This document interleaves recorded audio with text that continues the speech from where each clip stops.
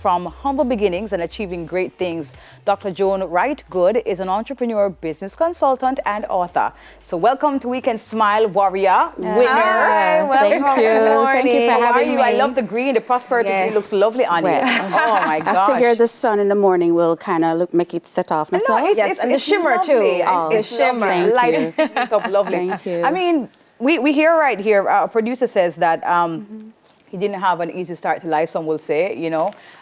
In short, give us a summary. You don't have to go into every detail. But just help us to understand where you're coming from. So I was born in Allentown. At 4 years old, I was sent to the Maxfield Park Children's Home. And then my mom stole me from the home. She can't be arrested anymore. It's a long time now. And I was sent to Kingston because she didn't want them to find me. I mean, sent to Trelawney. Okay. So I grew up, part of my life, I grew up in Trelawney.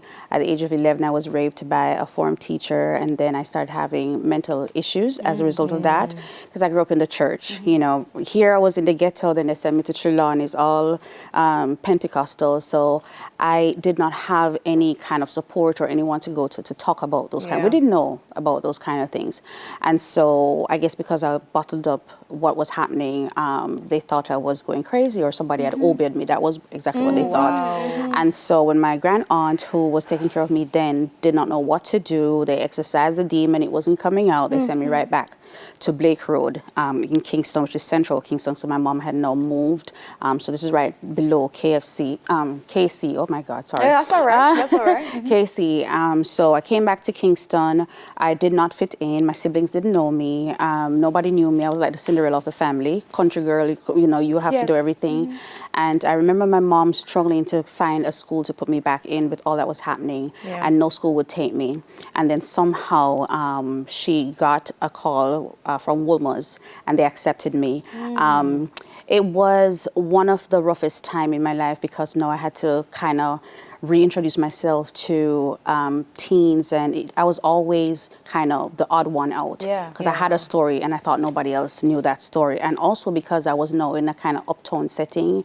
I didn't know how to marry the two, so I was always looking for love in all the wrong places, dropped out of Wolmer's, got pregnant, and I was kicked out of the house, and now I'm pregnant and walking the streets of Kingston homeless. Wow. Fast forward, got married, the marriage was abusive, and it was, I could not make the connections, but I didn't realize that it was the traumas of my past that I hadn't dealt with that was causing me to find myself in the wrong situations, choosing the wrong people. Not necessarily that people were bad, but I was finding myself in bad situations. How did you come to, you know, get the kind of intervention that was necessary for you to come to the awareness that it was because of that traumatic experience that you were acting in this particular way? And then what was that process like, you know, being accountable now to yourself to make the change that was necessary to get to where you are now? So that change came about through mentorship, and coaching is very important, and that's why I believe God has kind of catapulted me in that area, given all that I've done. I was working at the University of the West Indies, and I remember as a young adult, I was very, what we would call in Jamaica, feisty, you know, and I didn't know, I just didn't know that that was like a shield, you know, you run up into me, you're going to get drama, you know, I'm the first to cuss you kind of thing. And I was dealing with a student. I was working at the graduate school, I was at the library, and I remember a student came in and I was not particularly nice to her. And she stopped me in my track and she said, "What is wrong with you?" And I was like, "What's wrong with you?" You know, nothing wrong with me. And in that moment, because she was a more mature student, she said, "There is something wrong with you and I'd like to pray with you." And at the time, I was a little bit resistant. And then, you know, she pulled me to the side.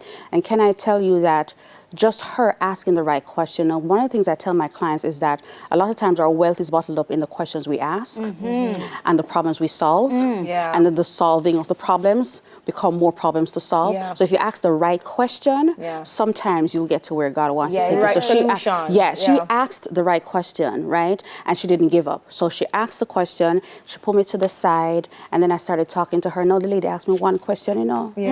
And I tell you, all of the years, I just started telling her I'm a business I don't already know. Oh my goodness. So mentorship is not always somebody you know. Yeah, it happens in some of the most unexpected ways and unexpected times. So I want to fast forward now to you being awarded by the White House, which was a really big deal, Doctor. Big deal. So share that story with us. Okay, so my head office is in Florida. So in 2012, I started a business startup and marketing solutions. We're still operative. And from that business, I would use my profit and I'll come back to Jamaica and help girls from the Maxfield Park Children's Home who aged out of the system and didn't know how to, continue life as an adult. So I was helping them, and there was another orphanage in Florida that I was helping in Boca Raton. And I remember Huffington Post did a feature on me. Okay. And yes, and somehow it got to somebody, and then I got a letter. The right yes. What actually helped you, or actually led you to becoming a public speaker and an author? I know it's cliche, but it found me. Okay. This wasn't what I'd planned to do at all. I went to law school, so I thought I was going to be a lawyer. And then when I went to the U.S. and I couldn't get no jobs, I did a master. I thought I was now going to be some big thing. And then the nucleus was when I went through my divorce, I had written a book. Right? And many thought that the book was to expose what had happened. The book was actually my first therapy. It was my first therapeutic session. And people take a long time to write a book. I wrote the book in 1 weekend. I was just pouring out a lot. Yeah. So it was almost like writing in my diary, and it became a book. And that book was what catapulted me into business. I remember writing the book, being invited to a retreat to speak to women. I didn't know that they paid speakers. And so when the woman gave the host gave me $2,500. I'm like, wait, what is this for? They pay you to speak? Yeah. You can tell your story and make money. And so that was how that part started. I'm very happy you mentioned that, because I know that now that you are a businesswoman, you now are, helping other businesswomen as well. And so you have some tips for us this morning about, things to do, things to not do for women in business. Let's start with the first one. Yes. It says that starting a business because of the love of the industry without doing proper research. You know what? I spoke yesterday at the Women Ignite Summit, and I was telling them that the mistake that a lot of women, well, not just women, people on the whole who are starting business, is that they start, you hear this all the time, start with your passion. Sometimes where you are, your passion will not feed your success. Right? Yeah. So if your passion is makeup, and everybody that's a Christian, them know wear makeup, you're not going to make any money, right? So you don't necessarily start with what you like. You start with the lack wherever you are. Okay. So you start by supporting the need.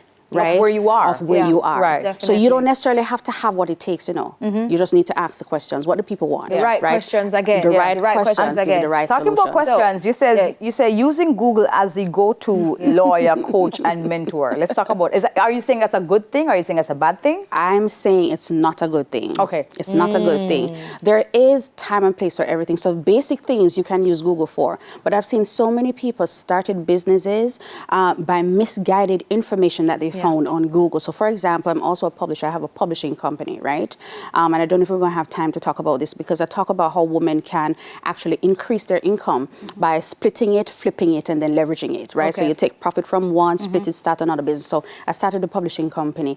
And sometimes people come to me and say, Google said that I can do it. No, you can't go to Google. So you go to the experts if you want to become an expert. Very good point. So we're moving right along now. Mixing bank accounts and using business account for personal expenses. Don't do that. Don't do that. That's a no-no. Don't do that. You have to have several business accounts when you start a business, and never interchange your... No, don't. And the final one, losing out on funding opportunities because of a bad business name. Yes. And when you say name, you mean the credit of the business, right? Just the name No. that it has? Or the reputation. No, it's going into risky name businesses. Okay. So if you have a business and you give it a risky name or a name that funders they're not going to fund you. Like Good Girl? Good Girl, no, stay away from that. Stay away from that. Dr. John, before we go, final thing I want, do you have any moment in your life that you'd say you're most proud of? You know what? I'm most proud of being a mom of 2 adult children. My daughters are 30 and 18, and bless God, oh my God, coming from where I'm coming from. Yeah. sleeping on street and people's floor. What a blessing. It's such a blessing. It's a blessing. It's such a Dr. blessing. Wright, so good. much. Thank you so much for joining us this morning. We loved your story. So Thank inspirational. you. Thank you for the tips as well. Yes. You're We got some welcome. good business tips there, guys. So Dr. Wright Good is a featured motivational speaker at the Women Ignite Success Summit happening today at the AC Hotel. You don't want to miss that. So go to www.womanigniteja.com and get the details. Thank all right? you. We'll be right back.